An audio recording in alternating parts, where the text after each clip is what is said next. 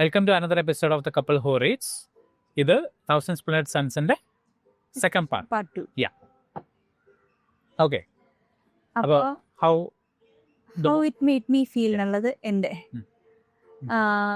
ശരിക്കും ഞാൻ ഒരു ബുക്ക് വായിച്ച് വിഷമിക്കുന്നതൊക്കെ റെയറാണ്. പക്ഷേ ഈ ബുക്ക് എനിക്ക് ശരിക്കും നമ്മളെ ക്യാരക്ടേഴ്സിൻ്റെ കൂടെ അങ്ങ് പോയി നമ്മൾ നല്ല വിഷമം തോന്നുന്നൊരു ബുക്ക് തന്നെയാണിത്. എനിക്ക് അശ്വിൻ്റെ അത്രയും ഞാൻ ഒരു കാര്യത്തിൽ ഞാൻ വിഷമിക്കാറില്ല, പക്ഷെ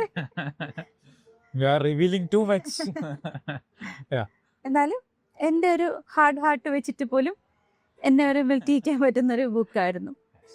പിന്നെ എനിക്ക് ഭയങ്കര ക്ലെവറായിട്ട് തോന്നി. എന്ന് വെച്ചാൽ ഇത് 2 പെണ്ണുങ്ങളുടെ പോയിന്റ് ഓഫ് വ്യൂ എന്ന് പറയുന്ന ബുക്കാണ്. അപ്പോൾ ഈ 1970s മുതൽ 2001 വരെയുള്ള കാലഘട്ടത്തിലുള്ള ഓരോ പീരീഡിലും ജീവിതം മാറിയിട്ടുള്ളത് കൂടുതലും പെണ്ണുങ്ങളുടെയാണ്. അപ്പോൾ ഇത് പെണ്ണുങ്ങളുടെ ഇതിൽ പറയുന്നത് ഒരു വളരെ ക്ലെവർ നരേഷനായിട്ട് എനിക്ക് തോന്നുന്നു. എന്നാലേ നമുക്കത് കറക്റ്റായിട്ട് നമുക്കതിൻ്റെ ഒരു ഇമ്പാക്റ്റ് നമുക്ക് ആ ബുക്കിൽ നിന്ന് കിട്ടുള്ളൂ. അതാണ് എനിക്ക് തോന്നിയത്. പിന്നെ ഇത്രയും ഒരു ഡിസാസ്ട്രസ് ഒരു കഥ പറയുമ്പോൾ പോലും അതിനകത്ത് ഹ്യൂമർ കൊണ്ടുവരാൻ പറ്റിയിട്ടുണ്ട്. അത് ഭയങ്കര നാച്ചുറലി ഓർഗാനിക്കലി അതിനകത്ത് വന്നിട്ടുണ്ട് എന്നുള്ളതാണ്. അത് എടുത്തു വെച്ചിട്ടൊരു ഹ്യൂമറിന് വേണ്ടി കൊണ്ട് വെച്ചും തോന്നിയത്. നമ്മൾ അതിനകത്ത് ഓരോ കാര്യങ്ങളൊക്കെ വായിക്കുമ്പോഴത്തേക്കും നമുക്ക് നാച്ചുറലി അതിൽ ചിരി വരുന്ന രീതിക്കുള്ള ഹ്യൂമർ ഉണ്ട്. പിന്നെ എനിക്ക് ഭയങ്കര ഇഷ്ടപ്പെട്ടൊരു ജോണർ എന്ന് പറയുന്നത് ഈ പെണ്ണുങ്ങളുടെ ഫ്രണ്ട്ഷിപ്സിന്റെ കഥ പറയുന്നത് എനിക്ക് ഭയങ്കര ഇഷ്ടമാണ്. അതിലൊരു വാംത്ത് ഉണ്ട്, ഒരു സിസ്റ്റർഹുഡ്, ഒരു വാംത്ത്, അങ്ങനത്തെ കഥകൾ എനിക്ക് ഭയങ്കര ഇഷ്ടമാണ്.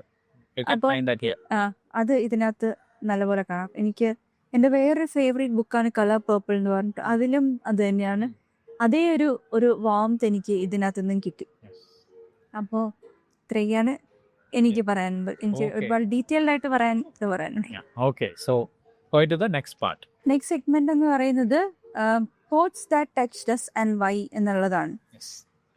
ഞാൻ സാധാരണ ഒത്തിരി കോട്ട്സ് ഒരു ബുക്കിൽ നിന്ന് കണ്ടുപിടിക്കുന്നതാണ്. പക്ഷെ ഞാൻ ഇതിനകത്തുനിന്ന് ആകെപ്പാടെ ഒരു കോട്ട് മാത്രമേ എഴുതിയിട്ടുള്ളൂ. എൻ്റെ കാരണം എന്താണെന്ന് വെച്ചാൽ എനിക്കിതിൻ്റെ യാതൊന്നും ഓർക്കണ്ട എന്നുള്ളത് കൊണ്ടാണ്. എനിക്ക് ഓൾമോസ്റ്റ് എല്ലാം എനിക്ക് ഭയങ്കര വിഷമമായി പോയിട്ടുള്ള സന്ദർഭങ്ങളാണ് എനിക്ക് അതിനകത്ത് ഇഷ്ടപ്പെട്ട കോട്ട്. അപ്പോൾ ഞാൻ എടുത്തു വെച്ചേക്കുന്ന ഒരേ ഒരു കോട്ട് ഇതാണ്. ഇതുപോലും ആക്ച്വലി എനിക്ക് ഭയങ്കര പെയിൻഫുൾ ആയിട്ടുള്ള ഒരു കാര്യമാണ്. പക്ഷെ ബാക്കി എല്ലാം വെച്ച് നോക്കുമ്പോഴത്തേക്കും ഇതായിരുന്നു എനിക്ക് ഓർമ്മിക്കാൻ പിന്നെയും കുഴപ്പമില്ല എന്ന് പറയുന്ന ഒരു കോട്ട് ഇതാണ്. ഞാനത് വായിക്കാം. You know the old bit, he said. You are on a deserted island. You can have 5 books. Which do you choose? I never thought I'd actually have to. നമ്മളൊരു സ്ഥലത്ത് നിന്ന് നമ്മൾ രക്ഷപ്പെട്ട് പോവാണ്. നമ്മൾ ചെറുതിലേ മുതൽ കളക്ട് ചെയ്ത് വെച്ച ബുക്സ് നമ്മുടെ കയ്യിലുണ്ട്. ഈ ഷെൽഫോട് നമുക്ക് പൊക്കിക്കൊണ്ടുപോകാൻ പറ്റില്ല. നമുക്ക് ആകെ 5 ബുക്കേ കൊണ്ടുപോകാൻ പറ്റില്ല. അതിനകത്ത് എന്ത് ചെയ്യും? പോകാതിരിക്കാവോ? ഒന്നും ചെയ്യാൻ പറ്റില്ല. നമുക്ക് നമ്മുടെ ലൈഫും കൊണ്ട് ഓടാനേ പറ്റൂ. മരിച്ചവിടെ നിൽക്കുക എന്നുള്ളത് ഒരു ഓപ്ഷൻ അല്ല. നമ്മൾ ഏത് ബുക്ക് ഇപ്പൊ തന്നെ ആലോചിച്ച് ഏത് ബുക്ക് ഉണ്ടോ? എന്റെ കയ്യിലാണെങ്കിൽ ഹാരി പോട്ടറിന്റെ ഫസ്റ്റ് എഡിഷൻസ് വരെ ഉണ്ട്. അതൊക്കെ ഇനി ഒരിടത്തുനിന്നും കിട്ടുക പോലും ഇല്ല. അതപ്പോ ഞാൻ പെട്ടെന്ന് ഇങ്ങനെ ആലോചിച്ചു, അങ്ങനെ ഒരു സിറ്റുവേഷൻ. വാറെന്ന് പറയുന്നത് ഒരു ഭയങ്കര ഒരു ചിന്തിക്കാൻ പോലും പറ്റില്ല ഒരു വാർ സോങ് ജീവിക്കാൻ. എങ്ങനെയാണെങ്കിലും ന്യൂസ് ഒക്കെ ഒത്തിരി വാറിന്റെ കേൾക്കാറുണ്ടെങ്കിലും ഇത് വായിച്ചപ്പോഴാണ് ശരിക്കും വാറിന്റെ ആഫ്റ്റർമാത്തും അല്ലെങ്കിൽ അതിന്റെ ഒപ്പമുള്ള കാര്യങ്ങളൊക്കെ എന്തുമാത്രം ശോകമാണെന്ന് മനസ്സിലാകുന്നു. ആൻഡ് ഹോപ്പ്ഫുള്ളി ഇപ്പോഴും ഒരുപാട് വാർ നടക്കുന്നു. ഐ ഹോപ്പ് ഒരു വേൾഡ് വാറിലോട്ടൊന്നും ഒരിക്കലും കാര്യങ്ങൾ പോകാതിരിക്കട്ടെ. സോ ഇപ്രാവശ്യം എനിക്കൊരു കോട്ടുണ്ട്. അതായത് ഞാൻ ബുക്ക് ഇത്രയും പെയിൻഫുൾ ആണെങ്കിലും ഞാൻ കണ്ടുപിടിച്ചൊരു കോട്ട് എന്ന് പറയുന്നത്, people she believe now shouldn't be allowed to have new children if they had already given away all their love to their all ones.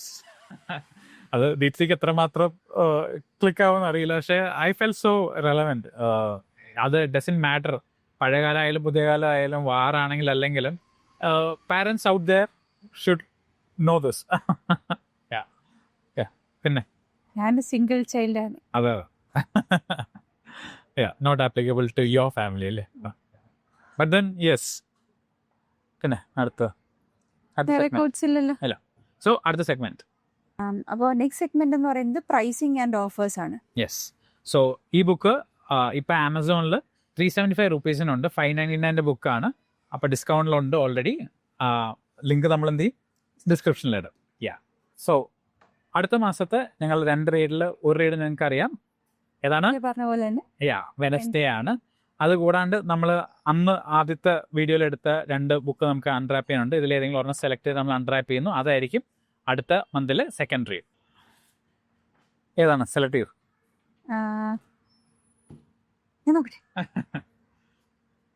രണ്ടും ഒരുപോലെ ഇരിക്കുന്നില്ലേ? ഇല്ല, എനിക്കൊരെണ്ണം ചെറുതായിട്ട് തോന്നുന്നു.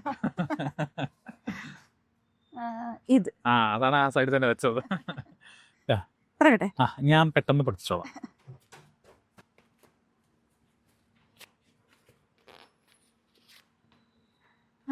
എന്റെ ഫേവറേറ്റ് ഈ വീഡിയോയിൽ പറഞ്ഞൊരു ബുക്കാണ്.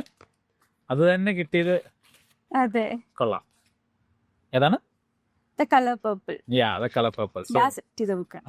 ഓക്കെ, അപ്പോൾ നെക്സ്റ്റ് മന്തിന്റെ read Wednesday and The Color Purple. ഇത് രണ്ടിന്റെയും ലിങ്കും ഇടാം. So you guys can start reading. With us and check it out. So until next time, bye. അടുത്ത ഫ്രൈഡേ കാണാം.